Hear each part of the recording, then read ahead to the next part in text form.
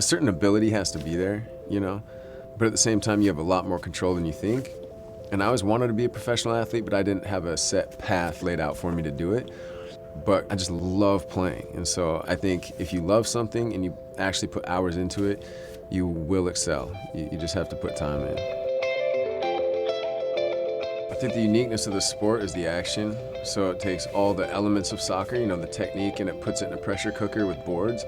It's very fast-paced. So I think it's very geared towards the American audience, many of whom cannot stand ties, are bored with the lack of scoring, for example. So of the outdoor game, which I think the outdoor game is a beautiful game, but indoor it's different. There's a lot more goals, there's a lot more action. The ball stays in play off the boards. It is physical, and I love it for that. And it's technical because it plays fast on the carpet. It's a lot more flash and flair. You know, it's a little bit of street ball mixed in with highly technical soccer.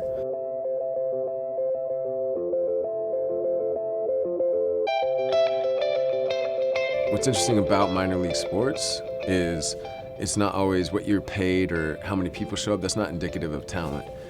It's just like art or musicians. You could be an amazing garage band that never gets exposure, but no one will ever know your name. And so I see a lot of guys in this league, and especially on our team, who have amazing ability. Whether or not they get fully recognized for that on the world stage or whatever, it doesn't change the fact that they're really amazing. You know, good music is good music, good ball is good ball. And for your money, you get to see some amazing players for a lot cheaper than, you know, some other leagues.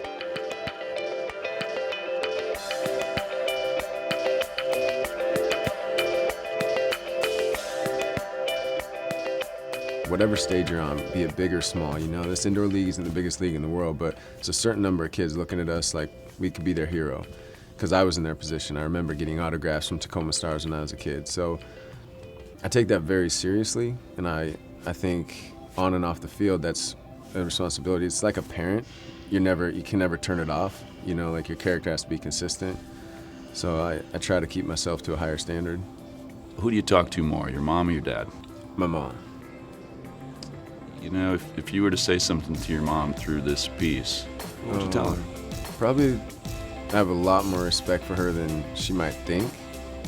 I'd tell her, you know, she knows I love her and everything, but she had a very difficult childhood, and it's unbelievable the woman she became from it all. It's really incredible.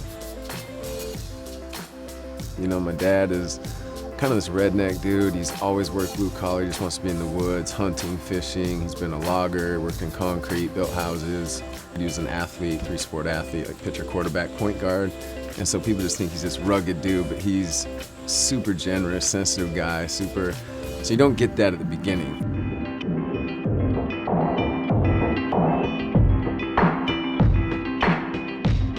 They built a really nice little cabin in the woods for a vacation, but it was turned into too nice of a house, so they sold it and just kept a little camping shed, and they would just go there without, you know, electricity, and so they're just different, you know, in a good way.